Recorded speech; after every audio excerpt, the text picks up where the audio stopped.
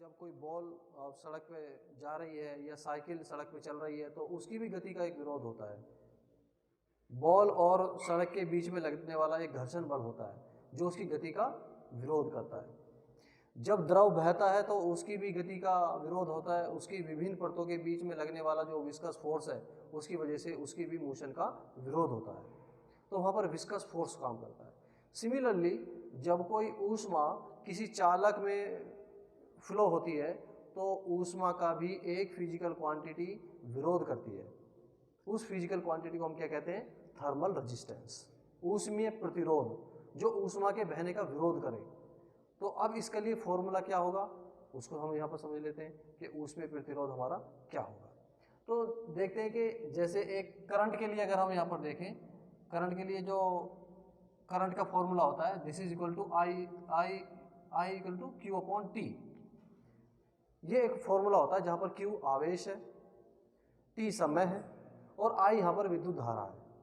यानी कि जो विद्युत धारा होती है वो आवेशों के प्रवाह की दर को हम कहते हैं rate of change of flow of charge. जब चार्ज आगे बढ़ेगा तो धारा मिलेगी समय के साथ। और एक और हमारे पास रिलेशन होता है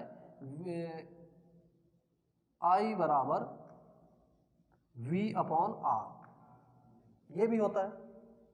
यहाँ पर ये क्या है? This is the potential difference. ये क्या है? रेजिस्टेंस। दो तारों के बीच, दो पॉइंट के बीच में जब तक पोटेंशियल डिफरेंस होगा तब तक धारा फ्लो होती रहेगी। जब दो सिरों का पोटेंशियल बराबर हो जाएगा तब धारा नहीं फ्लो होगी। तो धारा तक फ्लो होती है जब पोटेंशियल डिफरेंस हो। सिमिलरली अगर किसी रोड को हम हीट करना शुरू करें, किसी तार को हम गर्म करना शुरू करें, तो अगर ऊष्मा यहाँ से हमें फ्लो करानी है तो ऊष्मा टेम्परेचर डिफरेंस की वजह से फ्लो होती है। मान लिया यहाँ पर टेम्परेचर T1 है, यहाँ पर टेम्परेचर T2 है, तो अगर इन दोनों सिरों का टेम्परेचर अलग अलग है, टेम्परेचर डिफरेंस कुछ है, तो ऊष्मा उस छड़ के अंदर फ्लो होती रहती है। और यहाँ पर हम ऊष्मा प्रवाह की दर पढ़ते हैं, ऊष्मा प्रवाह की दर इसको पढ़ते हैं ऐसे। यहाँ पर क्या पढ़ते हैं? यह आवेश प्रवाह की दर को हम क्या कहते हैं? धारा। लेकिन यहाँ पर उसी से मिलता जुलता एक कॉन्सेप्ट हम यहाँ पर बनाते हैं कि आवेश प्रवाह की दर।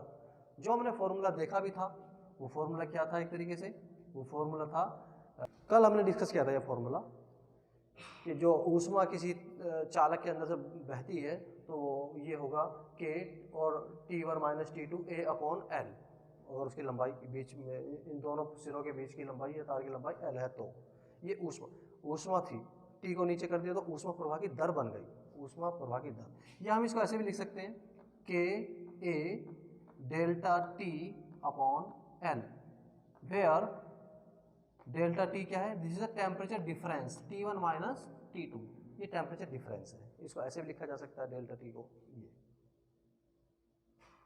तो दूसरा तरीका मैं इसको ऐसे लिख सकता हूँ K A upon L into में डेल्टा टी, या ऐसे भी लिख सकता हूँ इसको, this is equal to delta T upon L upon K A. ये क्या है? एक तरीके से ऊष्मा प्रवाह की दर। यह है ऊष्मा प्रवाह की दर, rate of flow of heat. तो इस तरह से हमने ये निकाला। तो यहाँ पर rate of flow of heat एक तरीके से क्या है? जो इसमें rate of flow of charge था, और rate of flow of charge यानी कि जो करंट है वो किसके इक्विवेलेंट थी? ये यहाँ से अगर इन दोनों को देखें, ये दोनों बराबर हैं, तो लिख सकते हैं कि rate of flow of charge is equal to potential difference upon resistance, right. इसकी तुलना जब हम इससे करते हैं, यहाँ पर Q क्या है? आवेश, T क्या है? समय। यहाँ पर Q क्या है? ऊष्मा, T क्या है? समय, ऊष्मा प्रवाह की दर। ये क्या है? Potential difference. ये क्या है? Temperature difference. ये क्या है? रेजिस्टेंस। ये होगा थर्मल रेजिस्टेंस। पूरा जो इसके बटे में आया हुआ है इसको बोलेंगे थर्मल रेजिस्टेंस। तो अगर हम यहाँ से कंपैरिजन करें तो देखते हैं कि R बराबर ये निकल के आता है L upon K A. This is the expression for the thermal resistance. जब ऊष्मा किसी चालक से प्रवाहित होती है तो वहाँ पर जो रेजिस्टेंस या जो प्रतिरोध काम करता है उसको ऊष्मीय प्रतिरोध हम कहते हैं, यानी कि थर्मल रेजिस्टेंस कहते हैं। और उसका फॉर्मूला होता है, अगर चालक की लंबाई L है या चालक के दो पॉइंटों के बीच में जहाँ पर हमने टेम्परेचर डिफरेंस माना है उसकी बीच की दूरी L है, और उस चालक का ऊष्मा चालकता गुणांक coefficient of thermal conductivity K है, और उसका अनुप्रस्थ काट का क्षेत्रफल या हम कहेंगे उसका क्रॉस सेक्शनल एरिया A है, तब उसका हम ऊष्मीय प्रतिरोध इस फॉर्मूले से दिखाते हैं। यहाँ से थर्मल रेजिस्टेंस की यूनिट लिख सकते हैं। यूनिट यहाँ पर क्या आएगी, तो सेकेंड डिग्री सेल्सियस पर जूल। तो ये इसकी यहाँ से यूनिट निकल कर आती है। इसका डायमेंशनल फॉर्मूला भी लिख सकते हैं हम यहाँ से। डायमेंशनल फॉर्मूला क्या आएगा, सेकेंड का T, डिग्री सेल्सियस का थीटा, और जूल का mL2T-2, और इसको जब हल करेंगे तो देखेंगे यहाँ से m-1 L की -2 T की 3 और थीटा, ये इसका डायमेंशनल फॉर्मूला से निकल आएगा। चलिए इससे आगे बढ़ते हैं और देखते हैं कि जब दो चालकों को हम सीरीज में या पैरेलल में जोड़ देते हैं तो वहाँ पर उनका रिजल्टेंट ऊष्मा चालकता गुणांक क्या बनता है। अगर एक चालक है जिसका ऊष्मा चालकता गुणांक K1 है, दूसरा है जिसका ऊष्मा चालकता गुणांक K2 है, या हम कहें कि उनका रिजल्टेंट क्या होगा, मान लेते हैं रिजल्टेंट K है तो K बराबर उनका क्या होगा, कैसे वो ऐड होते हैं। जैसे सिमिलरली जैसे दो रेजिस्टेंस को हम सीरीज में या पैरेलल में जोड़ देते हैं तो सेम यहाँ पर भी उसको अप्लाई करेंगे और देखते हैं क्या उनका रिजल्ट निकल के आता है। तो चलिए समझ लेते हैं। तो पहले देख लेते हैं सीरीज कॉम्बिनेशन क्या होता है जब उनको हम सीरीज में जोड़ते हैं दो चालकों को। तो मान लेते हैं ये हमने एक छड़ बना रहे हैं, ये दो छड़ को हमने सीरीज में जोड़ दिया। एक का coefficient of thermal conductivity K1 है और दूसरे का coefficient of thermal conductivity K2 है। अनुप्रस्थ काट का क्षेत्रफल A है सभी के लिए, ये भी A होगा, ये भी होगा। क्रॉस सेक्शनल एक तरीके का जो एरिया है वो एक जैसा है। मान लेते हैं कि जो पहला ये छड़ है यहाँ से यहाँ तक उसकी लंबाई L1 है और दूसरी जो छड़ है उसकी लंबाई यहाँ से यहाँ तक L2 है। जब ऊष्मा यहाँ से प्रवाहित की जाती है एक सिरे से, मान लेते हैं कि यहाँ पर उसके सिरे का ताप T1 है और यहाँ पर जो लास्ट वाला सिरा है उसका टेम्परेचर T2 है, और जो इनको मिलाने वाली जो जंक्शन है ये वाला जहाँ पर ये छड़ मिली हुई है उस जंक्शन का टेम्परेचर मान लेते हैं T है। तो हम ऐसे देखेंगे कि जब दो छड़ों को सीरीज में हम रखते हैं तो जंक्शन का टेम्परेचर क्या होगा। इस पर भी न्यूमेरिकल कुछ क्वेश्चन बन जाता है और इसका फॉर्मूला भी हम ड्राइव करेंगे कि जंक्शन का टेम्परेचर क्या होगा, उनका resultant coefficient of thermal conductivity क्या होगा। चलिए देखते हैं। तो पहली छड़ के लिए मान लेते हैं ये पहली छड़ है, ये दूसरी छड़ है। तो पहली छड़ के लिए ऊष्मा का फॉर्मूला वो क्या होगा, वो ये होगा कि यहाँ से जो ऊष्मा गई है Q, मान ले T समय के लिए यहाँ से हमने ऊष्मा प्रवाहित की है T टाइम के लिए, तो यहाँ पर उसका फॉर्मूला क्या होगा, जैसे भी हमने निकाला था फॉर्मूला क्या होता KA और टेम्परेचर डिफरेंस, और क्योंकि हम पहली छड़ के लिए देख रहे हैं तो उसका ऊष्मा चालकता गुणांक क्या है K1, A की जैसा है। इन दोनों का टेम्परेचर डिफरेंस क्या होगा T1 माइनस T, और कितने समय के लिए, T समय के लिए बहाया है, और इसकी यहाँ से यहाँ तक लेंथ कितनी है L1। तो यहाँ पर ऊष्मा प्रवाह की दर अगर हम देखें Q/T बराबर निकल के आएगा K1A और T1 माइनस में T अपॉन में क्या यहाँ पर L1। ये इक्वेशन 1 हम कह देते हैं।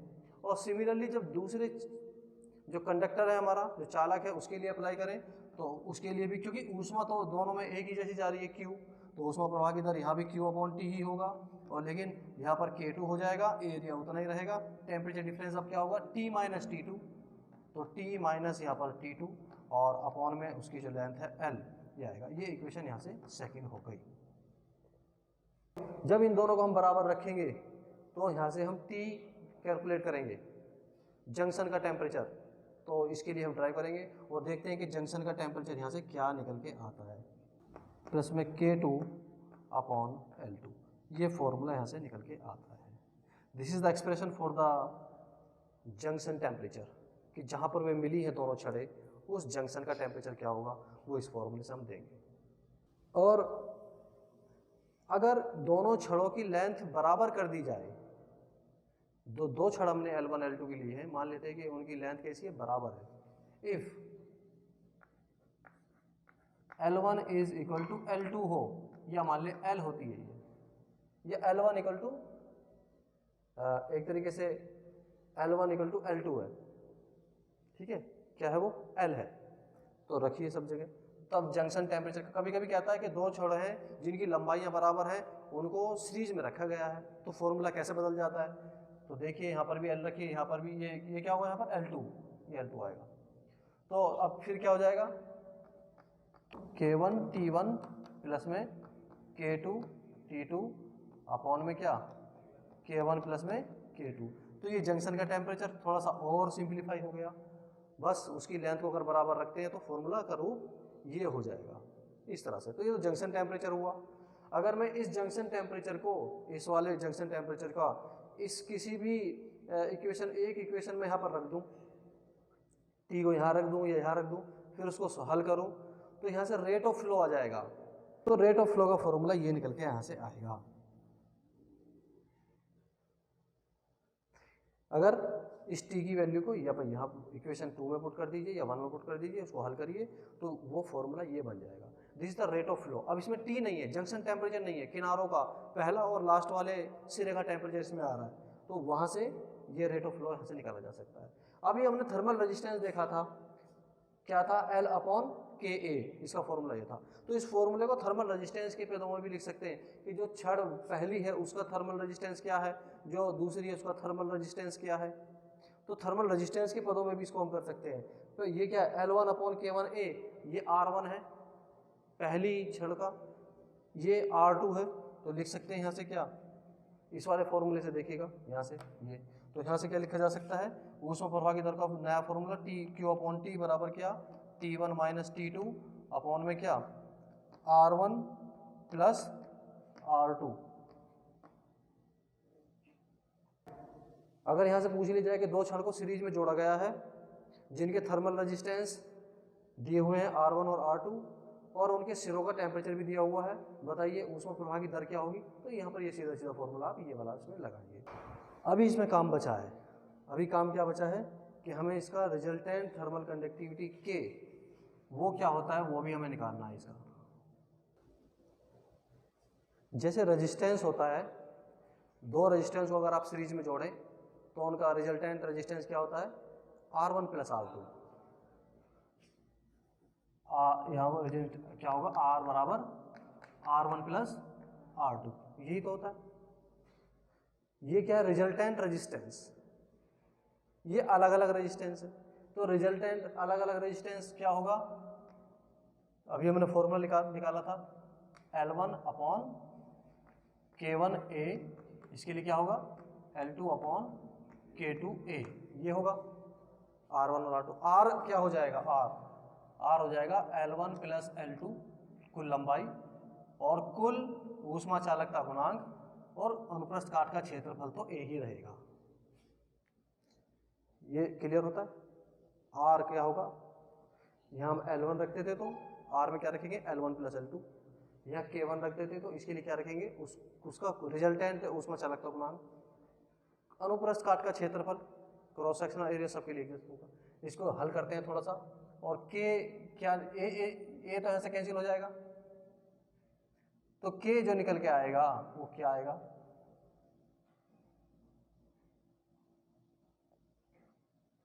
वो आएगा L1 plus L2 upon L1 upon K1 plus में L2 upon K2। This is the expression for the resultant coefficient of thermal conductivity.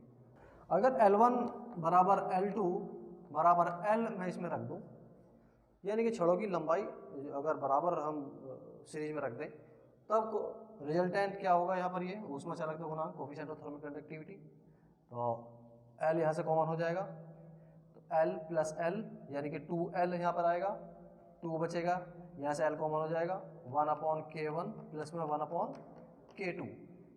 इसको थोड़ा हल करेंगे तो क्या आएगा, 2 K1 K2 अपॉन में क्या K1 प्लस K2।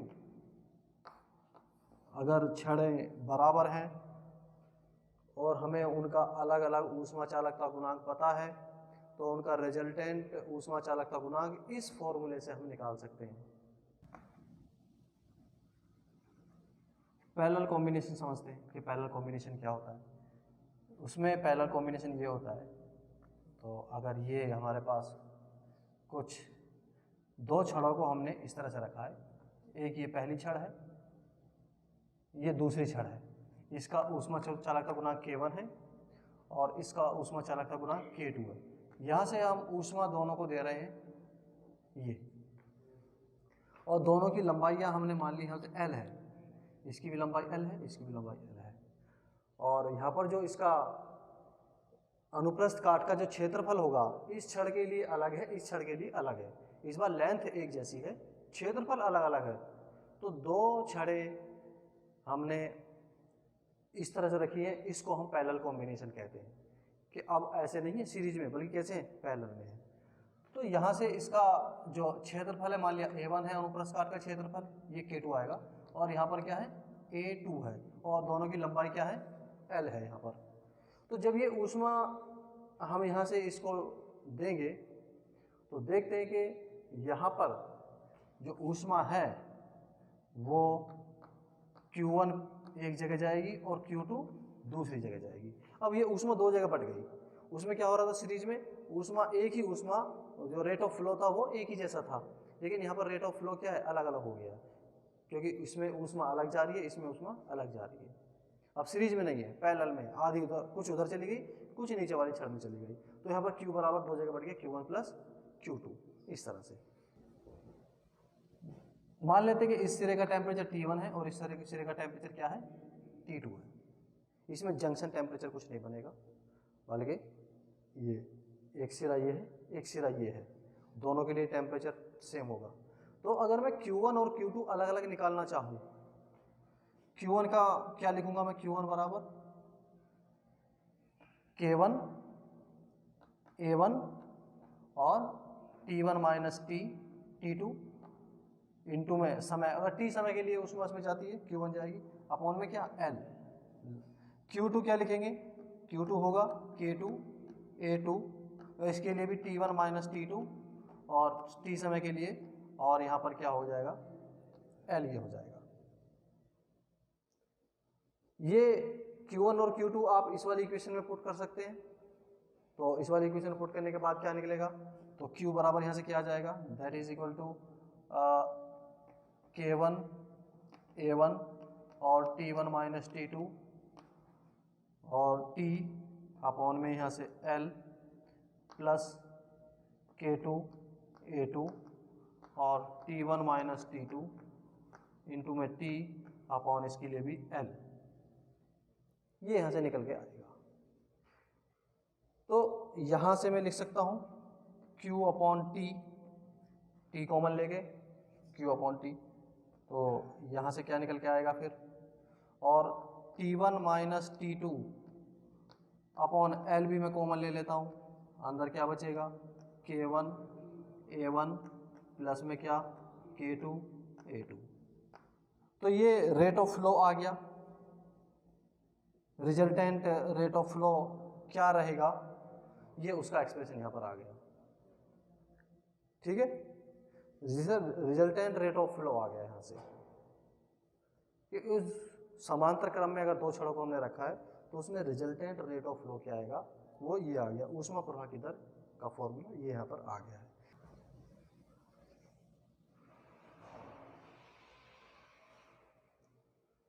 इसको मैं रेजिस्टेंस के पदों में भी लिख सकता हूँ, थर्मल रेजिस्टेंस के पदों में भी लिख सकता हूँ। थर्मल रेजिस्टेंस क्या था, R बराबर L अपॉन KA, ये था ना। L को इसके नीचे, L को इसके नीचे ले जाके वो बनाया जा सकता है। तो रेट ऑफ फ्लो का फॉर्मूला क्या आ जाएगा, Q अपॉन T बराबर T1 माइनस T2, जब ये K1 A1 अपॉन L आएगा, लेकिन R होता है L अपॉन KA, तो उल्टा हो जाएगा ना, 1 अपॉन R1 हो जाएगा, तो 1 अपॉन R1 प्लस 1/R2। तो ये थर्मल रेजिस्टेंस के पदों में हुआ। अब निकालते हैं resultant coefficient of thermal conductivity के क्या होगा। अगर पैरेलल में कोई रेजिस्टेंस जोड़ दी जाए तो उनका रिजल्टेंट रेजिस्टेंस क्या होता है, 1/R is equal to 1/R1 plus 1/R2, यही तो होता है। अब यहां पर मैं क्या रख सकता हूं, 1/R is equal to 1/R1 को क्या लिखूंगा मैं इसके हिसाब से, जैसे यहां से आप देख सकते हो उसको L/K1A1 ये लिख सकता हूं, प्लस 1/L/K2A2 ये लिखा जा सकता है, करेक्ट। या हम इसको लिख सकते हैं, इसको क्या लिख सकते हैं, इसको लिख सकते हैं 1/L, लैम्प तो अभी भी L है, अपॉन रिजल्टेंट उनका क्या होगा K, और यहां पर रिजल्टेंट उनका क्या होगा, ये थर्मल वाला KA। इसको थोड़ा हल करेंगे तो आएगा K1A1 अपॉन L प्लस में K2A2 अपॉन में क्या L, और ये क्या हो गया KA अपॉन में क्या L। तो यहां पर ये हुआ, यहां आ गया ये A1, इस तरह से L से L कैंसिल हो जाएगा। यहां से देख रहे हैं कि K1A1 plus K2A2 upon L, तो L से L कैंसिल हो जाएगा। तो यहां से इसको थोड़ा सा और मैं मॉडिफाइड कर सकता हूं, K लिख सकता हूं मैं यहां से, नीचे वाली समीकरण से देखिएगा, इस वाली इक्वेशन से देखिएगा, K इज इक्वल टू क्या लिख सकते हैं यहाँ पर K1A1 प्लस K2A2 अपॉन में A क्या है वास्तव में, इन दोनों का क्षेत्रफल के जोड़ तो है A1 प्लस A2, तो K बराबर लिख सकता हूं मैं K1A1 प्लस K2A2 अपॉन में A1 प्लस A2। तो ये भी एक इसमें फॉर्मूला ऐसे भी है। This is the resultant coefficient of thermal conductivity जब दो चालकों को हम समांतर क्रम में जोड़ते हैं। अगर मैं कहूं कि इनका जो क्रॉस सेक्शनल एरिया है वो A1 बराबर A2 में कर दूं, ये मान लो वो A है, दोनों का क्रॉस सेक्शनल एरिया, यानी कि ये जो यहाँ क्रॉस सेक्शनल एरिया है ये जो है वो बराबर है, तब फॉर्मूला चेंज हो जाएगा। क्या होगा यहाँ से, तो यहाँ से कॉमन लेके ये कट जाएगा, तो K बराबर क्या आएगा यहाँ से K1 प्लस K2 अपॉन में क्या 2। अगर हम दो छड़ को समांतर क्रम में जोड़ दें, उनका क्रॉस सेक्शनल एरिया बराबर है, तब जो resultant coefficient of thermal conductivity होगा वो K1 plus K2 plus half होगा। इसके बाद तीसरी चीज डिस्कस कर लेते हैं, स्पेसिफिक हीट। स्पेसिफिक हीट क्या होती है, जिसको हम कहते हैं विशिष्ट ऊष्मा क्या होती है। किसी भी ठोस की विशिष्ट ऊष्मा, गैसों की जो विशिष्ट ऊष्मा आएगी तो उस पर भी हम देखेंगे कि गैसों की जो विशिष्ट ऊष्मा होती है वो दो तरह की होती है, CP और CV। तो वहाँ पर वो गैसों वाला जब हम डिस्कस करेंगे उसको अलग करेंगे। ये ठोस की विशिष्ट ऊष्मा, स्पेसिफिक हीट ऑफ सॉलिड, इसके बारे में डिस्कस करते हैं। विशिष्ट ऊष्मा को हम कैसे परिभाषित करते हैं। मान लिया हमारे पास कोई ये बॉडी है और इसका मास m है, इसका जो द्रव्यमान है वो m है, और इस बॉडी का हमें टेम्परेचर इंक्रीज करना है। टेम्परेचर इंक्रीज अगर हमें किसी बॉडी का करना होता है तो हमें क्या करना पड़ता है, उसको ऊष्मा देनी होती है, उसको हीट देनी होती है। हीट देकर ही हम किसी का टेम्परेचर बढ़ा सकते हैं, समझ गए ना, ऊष्मा देनी पड़ती है। तो इसको ऊष्मा देने के लिए हमें कितना टेम्परेचर बढ़ाना पड़ेगा वो देखना होता है। तो मान लिया हमने डेल्टा T टेम्परेचर इसका परिवर्तन कर रहे हैं, अगर यहाँ पर 10 डिग्री है तो उसको 12 डिग्री करना चाहते हैं, 12 डिग्री सेल्सियस करना चाहते हैं, तो डेल्टा T क्या हुआ 2 डिग्री चेंज इन टेम्परेचर, कितना टेम्परेचर आपकी वृद्धि कर रहे हो देखा जाता है। और इसके लिए क्या करना पड़ता है, इसको ऊष्मा देनी पड़ती है हमें। तो देखा जाता है कि जो ये ऊष्मा है Q, ये डायरेक्टली प्रोपोर्शनल होती है mass of the body and the temperature difference, temperature में वृद्धि कितनी की। तो ये जो ऊष्मा इसको दी जाती है वो दो चीज़ों पर निर्भर करती है, एक तो उसके बॉडी के मास पर, अगर मास ज़्यादा होगी तो हमें टेम्परेचर बढ़ाने के लिए ज़्यादा ऊष्मा देनी पड़ेगी। अगर एक गिलास पानी है, एक गिलास पानी का आपको टेम्परेचर कुछ बढ़ाना है, 5 डिग्री सेल्सियस बढ़ाना है पहले से, अगर 20 है तो 25 करना है या 30 है तो 35 करना है मान लिया एक गिलास पानी में, तो आपको कम ऊष्मा देनी पड़ेगी। और अगर एक बाल्टी पानी की बात करें और वही 5 डिग्री सेल्सियस टेम्परेचर बढ़ाए तो ज़्यादा ऊष्मा देनी पड़ेगी। इतना कॉन्सेप्ट समझ में आता है। तो ये मास पर डिपेंड करता है कि अगर हमें बॉडी का मास बढ़ गया तो उसको हीट भी हमें ज़्यादा देनी पड़ेगी उसका टेम्परेचर इंक्रीज़ करने के लिए, सेम टेम्परेचर इंक्रीज़ करने के लिए। तो वो दोनों चीज़ पर डिपेंड करता है, एक तो टेम्परेचर डिफरेंस पर डिपेंड करता है, और यहाँ पर वो अगर ये टेम्परेचर डिफरेंस यानी कि अगर बॉडी 0 डिग्री पर है तो उसको 10 डिग्री तक लाने में हमें ऊष्मा कम देनी पड़ेगी। अगर हमें पहले से बॉडी टेम्परेचर डिफरेंस अगर 10 पर है और 50 करना हो तब भी हमें ऊष्मा ज़्यादा देनी पड़ेगी। तो दो चीज़ पर डिपेंड करता है, एक तो बॉडी के मास पर, एक उसके टेम्परेचर में वृद्धि पर। आप कितनी टेम्परेचर में वृद्धि करना चाहते हो उसके हिसाब से भी ऊष्मा आपको कम या ज़्यादा देनी पड़ेगी। तो जब ये यहाँ से प्रोपोर्शनलिटी साइन हम हटाते हैं तो ये प्रोपोर्शनलिटी साइन जब हटाएंगे तो एक कांस्टेंट आएगा, उसको कहते हैं C M into delta T, और सी एक यहाँ पर नियतांक होता है जिसे उस ठोस की विशिष्ट ऊष्मा हम यहाँ पर कहते हैं।